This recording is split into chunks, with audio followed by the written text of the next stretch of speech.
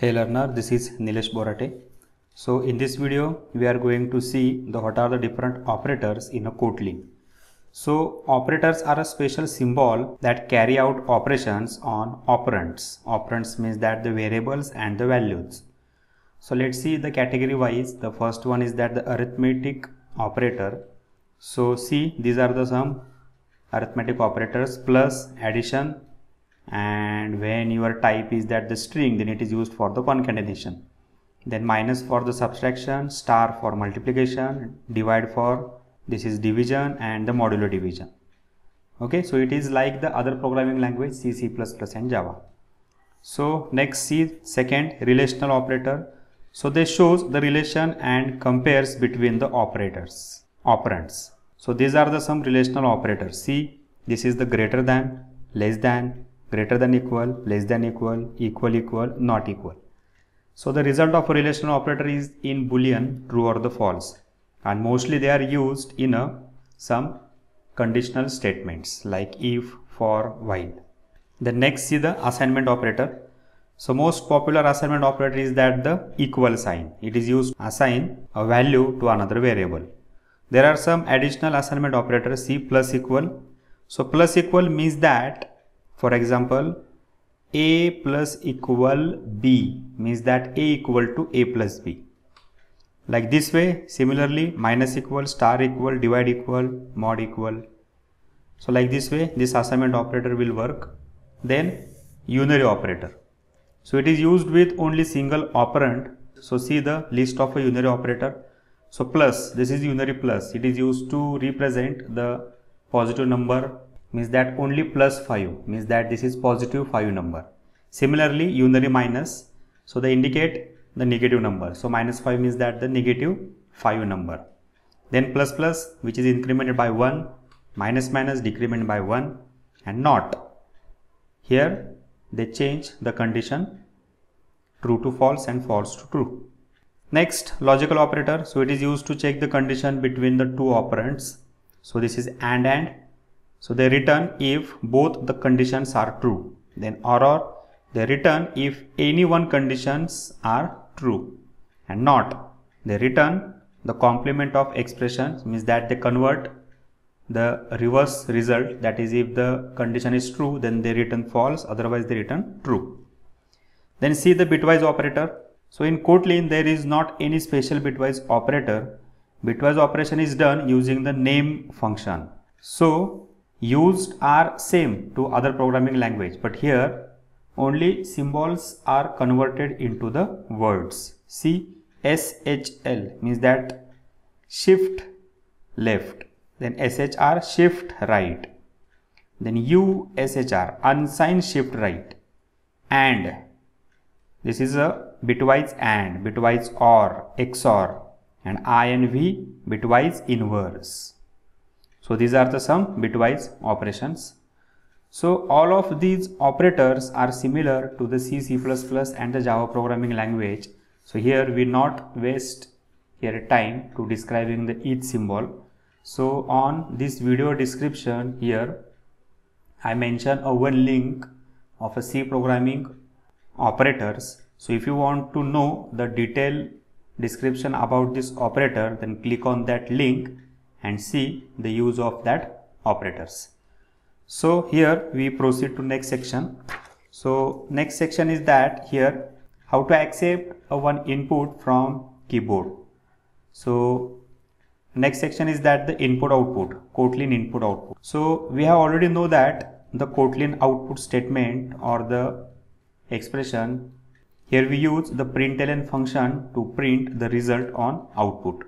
So println is the most popular function used to display the one output on output window. So there are the two printing statement, print and the println. Similar to Java, when you use the println, then on end of the statement the new line is appended in println function, and when you use the print function, then only print the statement without any new line. So this is similar to the print and println in Java programming language, that is the system.out.print and system.out.println. So Kotlin indirectly or the internally call the Java system.out.print and the system.out.println functions. So don't forget this. So now we see that the Kotlin input. So Kotlin has the standard library function readLine, which is used for read line of string input from the standard input stream, that is the keyboard. So for example here, so println, if you give the one message, enter your name, then val name is equal to read line. So accept the one name from keyboard, and here we print this name $name. So in Kotlin Playground online editor, so this program is not working because here there is no input console window. So students, just see that this is the syntax of accepting the one input from the keyboard when the input is in the string form.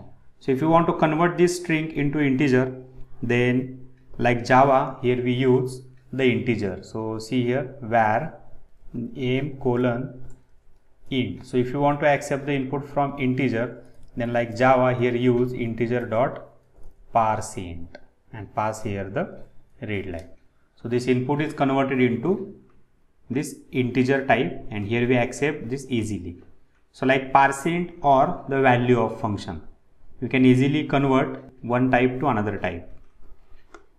So like Java, here you can also use the scanner class. So see here, import java.util.scanner. So first we import this package, and here we create the one object of a scanner equal to scanner system.in.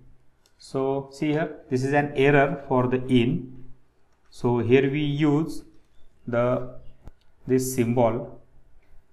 So this symbol is the below of escape button. So use this symbol system.in, and here enter your name, and by using scanner function, so you know that the scanner function to accept the input in integer, so function name is that the nextInt. So like nextInt function, we accept the one number from keyboard and here use easily. So see, there is no compile time error. So like this way we accept one input from keyboard by using the readLine function. So if you use the readLine function, then there is a need to converting the one type, the input from one type to another type, that is the integer.parseInt, float.parseFloat. Okay, and if you want to use the scanner class, then here we import this class like this way and use the nextInt, nextFloat, nextDouble function to accepting the input from keyboard. But here in Android development, there is no need to accept a Kotlin input from keyboard, because in Android app we accept one input from the text box. So on just your knowledge purpose, here we how to accept the input from keyboard. So students, test this code on your machine. So if you have any queries, then comment on a query in comment box. Like and subscribe the channel. See you on next video. Thank you.